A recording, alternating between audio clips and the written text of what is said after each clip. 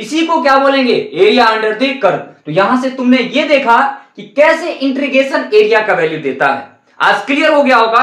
Hello hello hello, attention please. तो ये basic math का लेक्चर 11 है और इसमें आप लोग को पढ़ाया जाएगा डेफिनेट इंटीग्रेशन। आज हम लोग समझेंगे इंटीग्रेशन एरिया का वैल्यू कैसे देता है, काफी अच्छे से समझेंगे। पेशेंस रखिए। शुरुआत करते हैं डेफिनेट इंटीग्रेशन का। सबसे पहले समझते हैं इंटीग्रेशन आया क्यों, इंटीग्रेशन का मतलब क्या है और इंटीग्रेशन पढ़ना इतना जरूरी फिजिक्स में क्यों है। तो मैं थोड़ा सा आपको ओवरव्यू दे दूं। पहले मैं आपको बताऊंगा कि इंटीग्रेशन एरिया का वैल्यू कैसे देता है।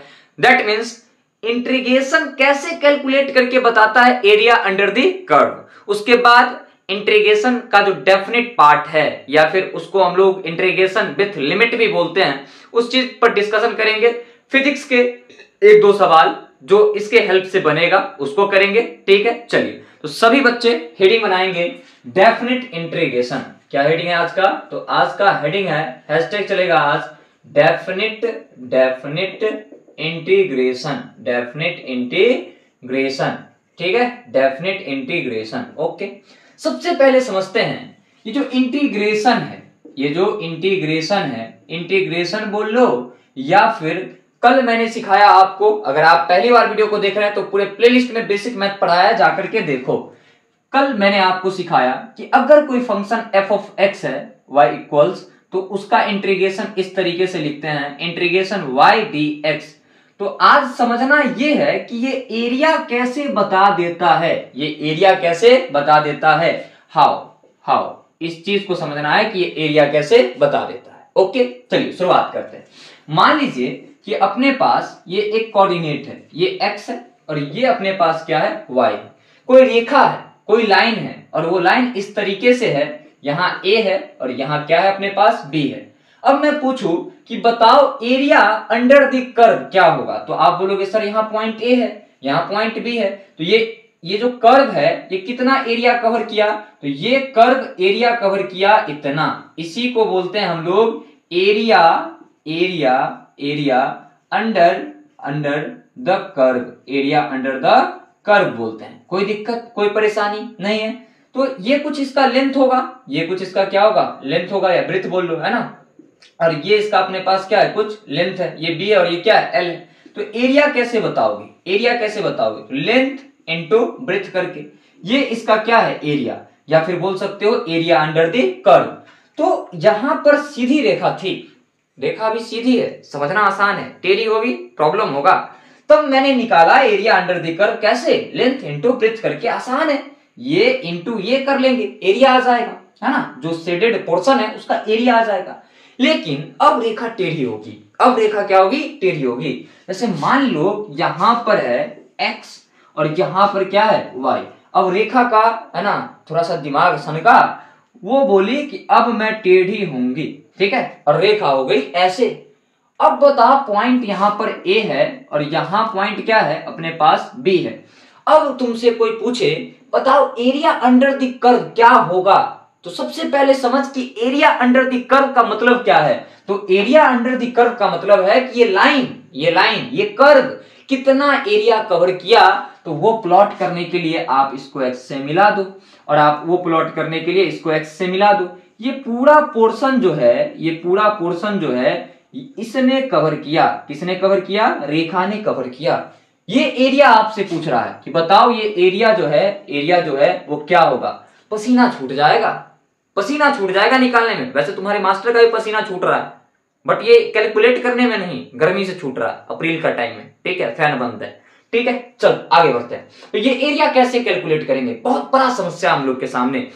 फिजिक्स में बहुत सारे ग्राफ्स होंगे और डायरेक्टली उसका एरिया कैलकुलेट करके हम लोग किसी पर्टिकुलर फिजिकल क्वांटिटी का वैल्यू निकालेंगे।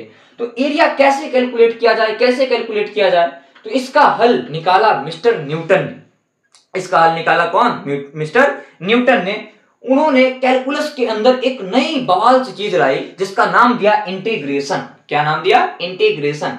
अब उन्होंने क्या कहा, उन्होंने कहा कि देख भाई ये तो कोई सिमेट्रिकल शेप है नहीं, इस शेप को क्या नाम दे वो तो पता है नहीं, तो कैलकुलेट तो नहीं कर सकते हैं। तो कैलकुलेट नहीं कर सकते हैं तो क्या करेंगे, तो रेखा ने अच्छा लाइन बोलते हैं इसको, लेकिन रेखा बोलने में अच्छा लग रहा है इसलिए रेखा बोल रहा हूं, ठीक है। रेखा वैसे मेरी कोई नहीं है ना। रेखा ने कितना एरिया कवर किया उसको छोटे छोटे छोटे छोटे छोटे छोटे छोटे छोटे पार्ट्स में काट दो। तुम्हें क्या लगा गाना गाऊंगा? नहीं, मैं नहीं गाऊंगा गाना, मैं फिजिक्स समझाऊंगा।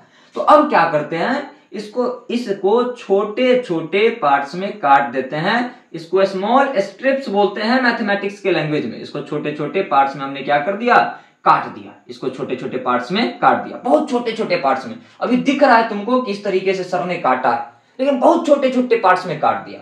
और एक एलिमेंट, ये जो छोटा छोटा एलिमेंट होगा, इसमें से कोई एक एलिमेंट हम x पर चुन लेते हैं। यहां से x डिस्टेंस पर कोई एक एलिमेंट मान लो कि ये चुन लेते हैं, और इसका जो वृत्त होगा, इसका जो मोटाई होगा, उसको हम लोग क्या बोल सकते हैं। तो देख, छोटे से है ना, छोटे से मोटाई को हम लोग बोलते हैं, छोटे से मोटाई को हम लोग बोलते हैं dx। क्या बोलते हैं? dx। देख तो ठीक से, ये क्या है? चेंज इन x है। ये क्या है? ये वैल्यू क्या है? चेंज इन x है। और चेंज इन x कितना? बहुत छोटा। और मैंने तुम्हें समझाया था कि बिग चेंज को डेल्टा x से और स्मॉल चेंज को dx से दिखाते हैं। डिफरेंशिएशन के वीडियो में मैंने तुमको अच्छे से समझाया था, अगर नहीं देखा है तो देख, बार बार बोल रहा हूं, देख, ठीक है। अब आगे बढ़ते हैं। तो इसका जो वृत्त है अपने पास, इसका जो वृत्त है वो कितना आ गया? dx आ गया। और लेंथ मान लेते हैं कि y है, y एक्सिस में है। तो यहां से लेकर के जहां तक का जो लेंथ है, इसका जो लेंथ है उसे हमने मान लिया कि ये कितना है? y। अब तुमसे मैं बोलूं कि अगर पूरे मोटाई से, पूरे वृत्त से एरिया ए आ रहा है, तो एक छोटे से वृत्त के कारण, एक छोटे से मोटाई के कारण एरिया कितना आएगा? तो आएगा dA। वो कितना आएगा? dA आएगा। अब ये dA निकाले तो निकाले कैसे? ये dA निकाले तो निकाले कैसे? बहुत आसान है, बहुत इजी है, बस तू पेशेंस रख, बहुत इजी है। एरिया बराबर क्या होता है? Length into breadth. तो लिख छोटा सा एरिया dA, इसको क्या पढ़ेंगे? छोटा सा एरिया dA। स्मॉल एलिमेंट है, स्मॉल एरिया है ये, बस किसका? तो ये छोटा सा, जो छोटू सा एलिमेंट दिख रहा है तुमको, ये जो छोटा सा एलिमेंट दिख रहा है, इसका एरिया, अगर मान ले कि यहां से लेकर के यहां तक का पूरे का एरिया A है, इस छोटे वाले का क्या होगा? dA होगा। छोटे वाले का क्या होगा? dA होगा। तो मान लिया कि ये छोटा एरिया क्या है? dA है। अब ये निकाल। एरिया का प्रिंसिपल तो चेंज नहीं होगा, एरिया का प्रिंसिपल तो चेंज नहीं होगा। एरिया क्या होता है? Length into breadth. तो लेंथ कितना है? तो लेंथ है इसका y, तो यहां से लिखेंगे y। और ब्रेथ इसका कितना है? dx। तो यहां से क्या लिखा? dx।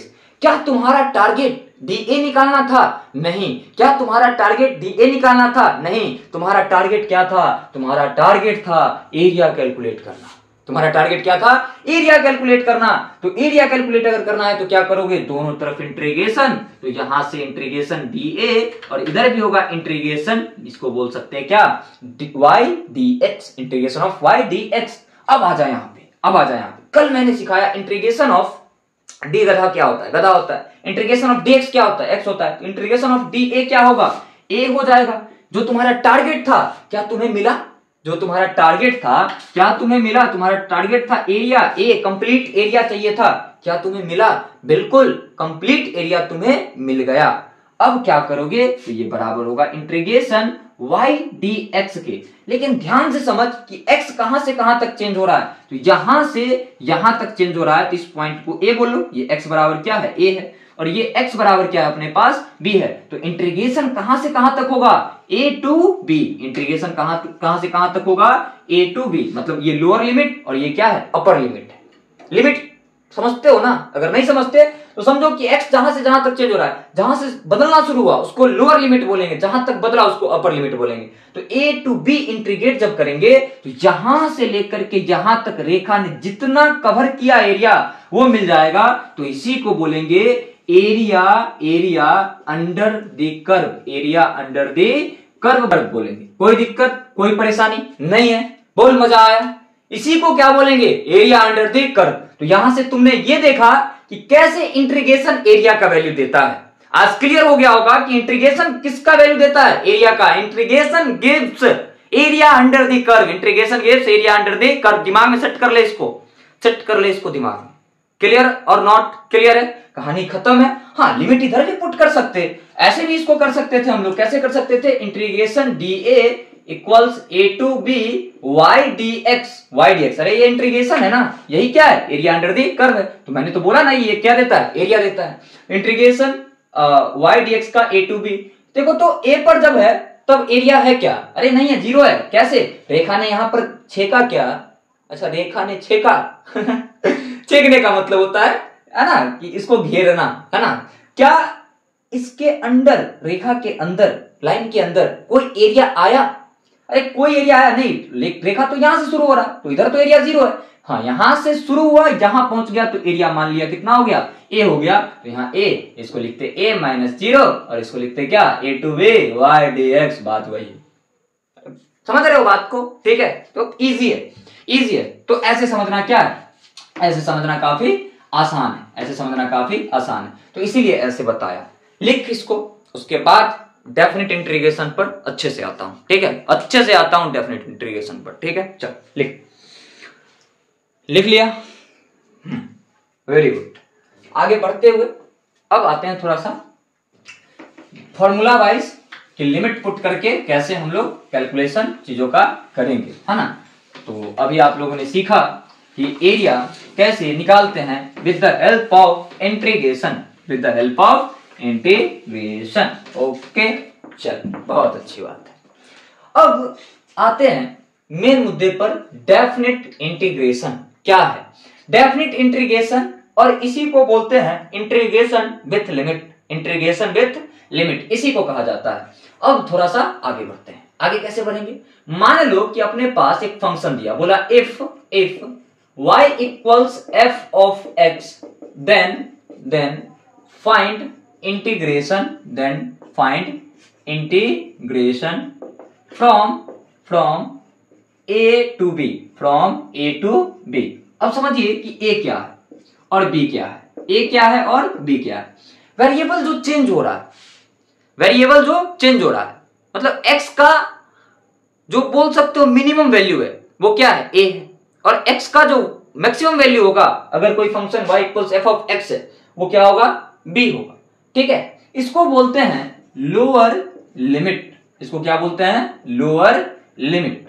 और इसको हम लोग बोलते हैं अपर लिमिट। इसको क्या बोलते हैं? Upper limit. बोल, कोई दिक्कत, कोई परेशानी नहीं है? लोअर लिमिट का मतलब छोटा होता है क्या सर? और अपर लिमिट का मतलब बड़ा होता है क्या सर? नहीं। अगर तू सोच रहा है कि लोअर लिमिट का मतलब छोटा होता है और अपर लिमिट का मतलब बड़ा होता है तो तू गलत है। हो सकता है कि कभी छोटा वैल्यू अपर लिमिट बन जाए और बड़ा वैल्यू लोअर लिमिट बन जाए, जैसा कि ग्रेविटेशन में और इलेक्ट्रोस्टैट में होता है, जैसा कि ग्रेविटेशन में और इलेक्ट्रोस्टैट में होता है। तो ये लोअर लिमिट क्या है और अपर लिमिट क्या है? तो देख, मैथमेटिकली इसको समझना आसान है, बट इसके रिलेटिवली अगर मैं बात करूं, अगर मेरे लैंग्वेज से चलेगा तो काफी आसान है। देख, जब भी इस तरीके का इंटीग्रेशन आएगा, जब भी इस तरीके का इंटीग्रेशन आएगा तो एक चीज ध्यान रखना कि कोई चीज बदल रहा होगा, और कोई चीज अगर बदलता है तो कहीं से बदलना स्टार्ट होता है और कहीं तक बदलता है। तो जहां से बदलेगा वो है लोअर लिमिट और जहां तक बदलेगा वो है अपर लिमिट। जहां से बदलेगा वो है लोअर लिमिट, जहां तक बदलेगा वो क्या है? अपर लिमिट है। ऐसे आप लोग को क्या रखना है? याद रखना है। और इंटीग्रेशन का मतलब सिर्फ एरिया ही नहीं होता है। इंटीग्रेशन ऑफ y dx का मतलब सिर्फ एरिया ही नहीं होता है। आपको इंटीग्रेशन ऑफ dA a मिल गया, इसका मतलब क्या है कि छोटे छोटे जो स्ट्रिप्स काटे थे उसका समेशन मिला। उसका क्या मिला? सम मिला। तो इंटीग्रेशन का मतलब समेशन भी होता है, जोड़ है इंटीग्रेशन, जोड़ है क्या? इंटीग्रेशन। तो आप लोगों ने अभी तक क्या क्या सीखा? आप लोगों ने सीखा इंटीग्रेशन का मीनिंग सम भी होता है, एरिया भी होता है, ठीक है, एरिया भी होता है। और डिफरेंशिएशन का meaning, differentiation that means dy upon dx, इसका मीनिंग क्या है? स्लोप है। इसका मीनिंग क्या है? स्लोप है। तो डिफरेंशिएशन का वैल्यू क्या देता है? स्लोप। और इंटीग्रेशन का वैल्यू क्या देता है? सम, या फिर उसी को क्या बोलेंगे? एरिया बोलेंगे। कोई दिक्कत, कोई परेशानी नहीं है? खैर, अपना बात यहां पर है तो यहां पे हम बात करते हैं। अब इंटीग्रेशन अगर y equals f of x है तो इसको इंटीग्रेट कैसे करेंगे? तो इंटीग्रेट करेंगे y dx, बट अब बोला है लिमिट लगाओ a टू b, तो लोअर लिमिट को नीचे लिखते हैं और अपर लिमिट को ऊपर लिखते हैं, या फिर इसी को बोल सकते हैं f ऑफ x dx, और लोअर लिमिट को कहां पे लिखेंगे, नीचे, और अपर लिमिट को कहां पे लिखेंगे, ऊपर लिखेंगे। हम एज्यूम करते हैं, मान लेते हैं कि f ऑफ x का anti derivative, that means integration g of x है। मान लिया, let anti derivative of f of x is given by g of x, है ना। तो हम क्या बोल सकते हैं यहां से कि f ऑफ x का जो एंटी डेरिवेटिव है या फिर इसका जो इंटीग्रेशन है वो क्या है, g ऑफ x, लेकिन लिमिट तो पुट करना होगा a टू b। अब यहां से लिमिट तोड़े तो तोड़े कैसे, तो लिमिट को जब भी तोड़ना होगा, लिमिट को जब भी तोड़ना होगा, ब्रेक करना होगा जब भी लिमिट को, तो आप अप माइनस लो करोगे, up minus low, that means upper limit minus lower limit. तो यहां से क्या कर सकते हो, g x के जगह पर, वेरिएबल कौन है, x है, x के जगह पर एक बार b रख दो और एक बार x की जगह पर क्या रख दो, a रख दो। कहानी क्या हो गया, खत्म हो गया। कहानी क्या हो गया, खत्म हो गया। कोई दिक्कत, कोई परेशानी, बोल नहीं है। यही तो है डेफिनेट इंटीग्रेशन। अगर समझ में नहीं आया तो एग्जांपल से समझ, अगर समझ में नहीं आया तो एग्जांपल से समझ। मैं हूं, जब फकीरा है तो फिक्र किस बात का, जब फकीरा है तो फिक्र किस बात का। ठीक है, आगे बढ़ते हैं, एग्जांपल से समझते हैं। फॉर एन एग्जांपल, अपने पास कोई फंक्शन दिया, बोल दिया 3 है ना, 3x, या फिर बोल दिया 3dx, बोला क्या इंटीग्रेट करो इसको, एक कांस्टेंट है ना, y = 3 होगा। बोला क्या इंटीग्रेट करो जब x चेंज हो रहा होगा 1 से 2 तक, 1 से 2 तक x बदल रहा होगा 1 to 2, इंटीग्रेट करो। कैसे इसका इंटीग्रेशन निकालोगे, तो सिंपली पहले इंडेफिनिट इंटीग्रेशन इसका बना ले, लिमिट पुट कर 1 to 2, 3 बाहर आएगा और यहां से कांस्टेंट सिखा था ना, अगर डिफरेंशिएशन इंटीग्रेशन में कांस्टेंट आए उसको लात मार के कहां निकालो, बाहर निकालो। ठीक है, तो यहां से क्या बोल सकते हैं, इंटीग्रेशन dx। अब आगे बढ़ते हैं, dx का इंटीग्रेशन क्या होता है, dx का इंटीग्रेशन x होगा सर, और यहाँ पे 3 है तो 3 limit 1 to 2। d integration of d गधा क्या होता है, गधा होता है, इंटीग्रेशन ऑफ dx क्या होगा, x होगा। अब यहां से आगे बढ़ते हैं, 3, और मैंने क्या सिखाया, लिमिट को तोड़ो, अप माइनस लो, तो एक बार x की जगह पर 2 रख दो, एक बार x की जगह पर 1 रख दो, आ गया तुम्हारा आंसर कितना, तो 3 आ गया तुम्हारे पास आंसर कितना, 3 आ गया। बोल कोई दिक्कत, कोई परेशानी नहीं है। अगला क्वेश्चन, दूसरा एग्जांपल देखते हैं। ये पहला एग्जांपल था, जैसे बोला इंटीग्रेट करो sin x को dx के रिस्पेक्ट में, और लिमिट बोला 0 to π/2, 0 to π/2, दैट मींस 0 से 90 तक इसको इंटीग्रेट करना है। कैसे करोगे, तो साइन का इंटीग्रेशन एंटी डेरिवेटिव क्या होगा, माइनस का cos x, और इंटीग्रेट कहां से कहां तक करना है, 0 to π/2। अपर लिमिट क्या है, π/2, लोअर लिमिट क्या है, 0 है, तो यहां से माइनस को बाहर खींच ले, तो एक बारी अपर लिमिट रख दे π/2, x की जगह पर π/2। अब माइनस, अप माइनस लो सिखाया ना, तो यहां से माइनस cos 0 डिग्री, कहानी खत्म है। cos 90 और cos π/2 क्या होता है, 0 होता है, और cos 0 कितना होता है, 1 होता है। ये हो जाएगा माइनस माइनस प्लस का 1, प्लस 1 क्या हो गया, इसका आंसर हो गया। ऐसे हम लोग डेफिनिट इंटीग्रेशन निकालते हैं। क्या डेफिनिट इंटीग्रेशन भारी है, क्या डेफिनिट इंटीग्रेशन भारी है, अरे नहीं, बिल्कुल भारी नहीं है, बिल्कुल बिल्कुल बिल्कुल बिल्कुल आसान है। बस आपको इंडेफिनिट आना चाहिए। ठीक है, नोट करो, इतना नोट करो। अब मैं तुम्हें एक छोटा सा क्वेश्चन से दिखाता हूं, इंटीग्रेट करो तब भी और डायरेक्ट एरिया निकालो तब भी आंसर तुम्हारा क्या आएगा, सेम आएगा। ठीक है, इंटीग्रेट करके दिखाता हूं, है ना, एक फंक्शन को, और उसका डायरेक्ट क्या निकालता हूं, एरिया निकालता हूं। ठीक है, चलिए आगे बढ़ते हैं और उस चीज को समझते हैं। मजेदार क्वेश्चन इसको बोलेंगे, क्या बोलेंगे, मजेदार क्वेश्चन बोलेंगे। ठीक है, उसके बाद फिजिक्स के 1-2 क्वेश्चन भी लगाएंगे हम लोग। तो एक फन देखते हैं हम लोग। ठीक है, एक देखते हैं क्या, fun. Question is find area under the curve of y equals 5, या फिर y equals मान लो कुछ भी 2 मान लो, है ना, y equals 2, if x changes from x equal 1 to x equal 2। ये क्वेश्चन है। सबसे पहले इंटीग्रेट करो y dx, y इक्वल्स क्या है, 2, तो 2 dx फ्रॉम 1 to 2, तो यहां से 2 बाहर आएगा, इसका x हो जाएगा dx का 1 to 2, एक बारी क्या करना है, x के जगह पे 2 रखना है और एक बारी क्या रखना है, 1 रखना है। तो एरिया जो अपने पास इंटीग्रेशन का वैल्यू है वो कितना आ गया, 2 आ गया। देखो तो हम एक सेकंड मेथड 2 से एरिया निकाल करके चेक करते क्या इंटीग्रेशन सही वैल्यू देता। तो चलो सबसे पहले कर्व बना, फंक्शन अपने पास क्या है, y इक्वल्स 2 है। फंक्शन क्या है, y इक्वल्स 2 है। y इक्वल्स 2 का कर्व कैसे बनेगा, तो यहां से यहां तक मान लो कि अपने पास यहां y का वैल्यू क्या है, प्लस का 2, ये कर्व बनेगा। और एक्सचेंज कहां से कहां तक हुआ, x1 to 2 चेंज हुआ। दैट मीन्स ये एरिया तुमसे पूछ रहा है, यहाँ 1 है, यहाँ पर क्या है 2 है, तो ये हो जाएगा 1। और देखो तो यहां से यहां तक ये कितना है, 2 है। एरिया जब निकालोगे तो क्या लिखोगे, लेंथ इंटू ब्रेथ, तो 1 इंटू 2, तो एरिया कितना आएगा, एरिया आएगा 2। अरे यही तो इंटीग्रेशन का भी वैल्यू है, वैल्यू ऑफ इंटीग्रेशन, यही क्या है, वैल्यू ऑफ इंटीग्रेशन।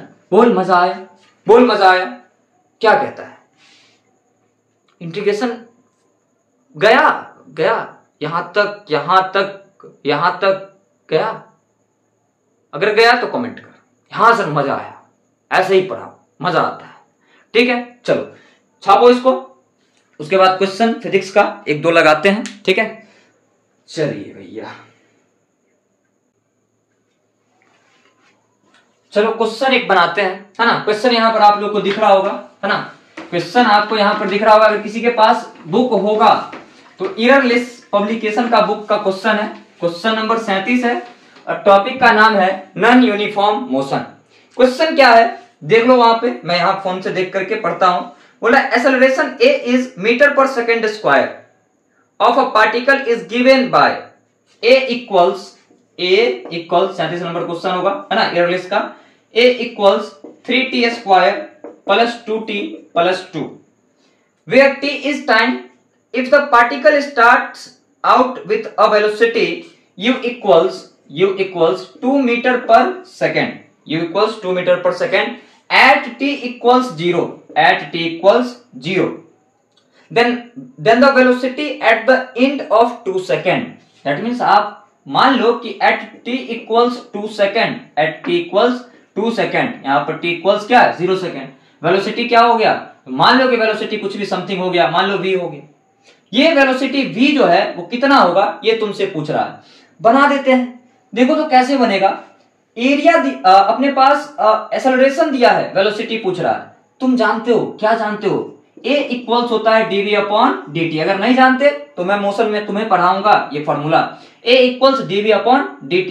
तो यहां से dv इक्वल्स क्या लिख सकते हैं, a dt, क्या लिख सकते हैं, a dt लिख सकते हैं। तो सिंपली तुमसे क्या पूछा, वेलोसिटी पूछा ना, और क्या दे दिया, एक्सेलरेशन। क्या इसको ऐसा लिख सकता हूं, dv इक्वल्स a का वैल्यू क्या दिया है, 3t square plus 2t plus का क्या 2 और इंटू में क्या dt।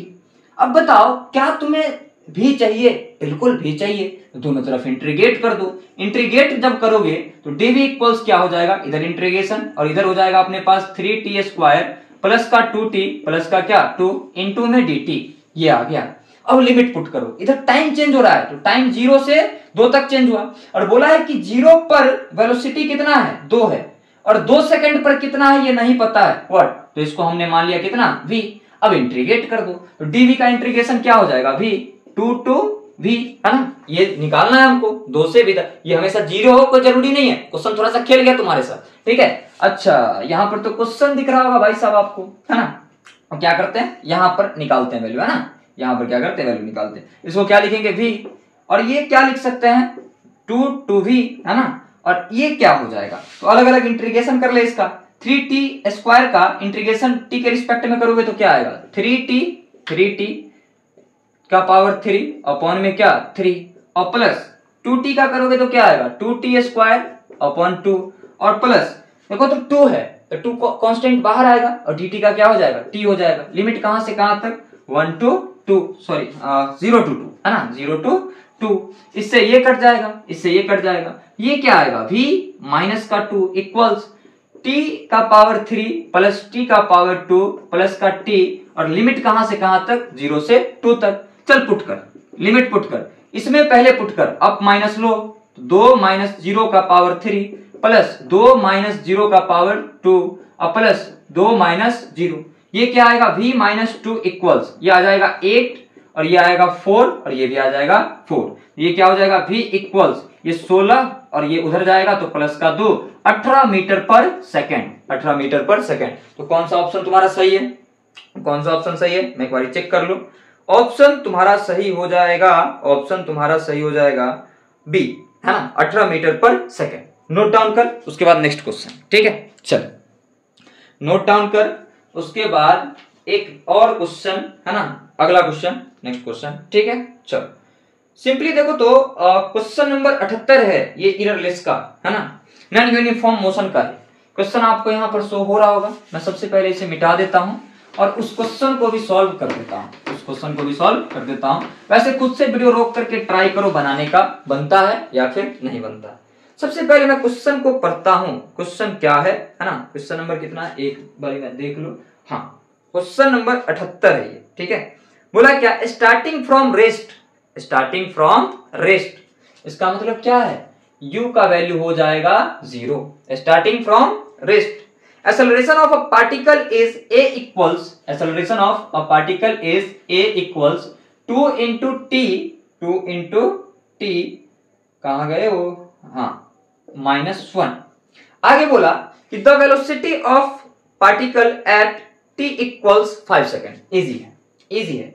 देखो तो मान लेते हैं कि t इक्वल्स 0 पर वेलोसिटी क्या है इसका, तो 0 है।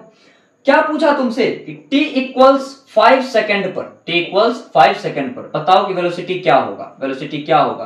तो मान लिया हमने वेलोसिटी कितना हो जाएगा, v हो जाएगा, है ना, वेलोसिटी कितना हो जाएगा, v हो जाएगा। यही तुमको निकालना है, यही तुमको निकालना है। फिर से वही बात, a इक्वल्स क्या होता है, ये गिवन है क्वेश्चन में, ये गिवन है। तो यहां से a इक्वल्स क्या लिख सकते हैं, dv अपॉन dt।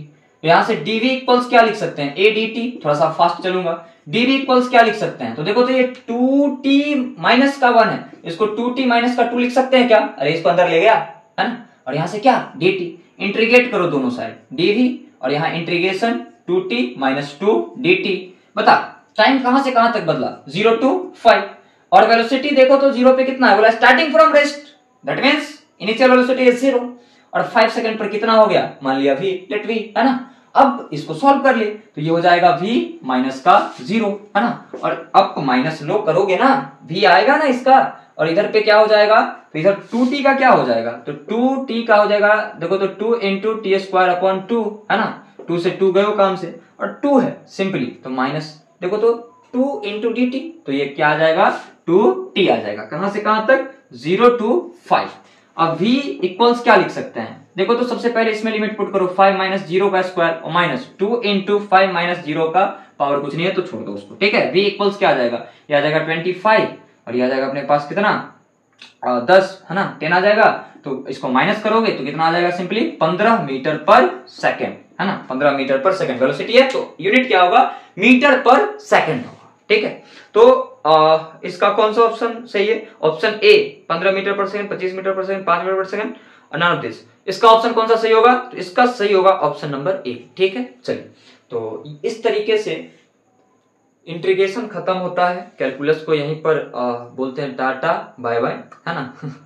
और एक बात बता दूं मैं आपको, कैलकुलस बहुत ज्यादा है, 44 नंबर 45 नंबर का क्वेश्चन रहता है 12th में। और आप ये मत सोचना कि मैं पूरा कैलकुलस आपको पढ़ा दिया हूँ, फील दिया हूँ कैलकुलस का, मजा दिया हूँ कैलकुलस का, समझ रहे। लास्ट तक तो सारे बच्चे देखते नहीं वीडियो, अगर कोई बच्चे अभी देखे होंगे तो बताना क्या और लेक्चर में कोई इंप्रूवमेंट की जरूरत है, क्या और एनर्जी चाहिए मेरे से, मैं दूंगा एनर्जी, जितना चाहिए दूंगा, बस तू पढ़, बस तू पढ़, ठीक है। चलो bye bye, love you all.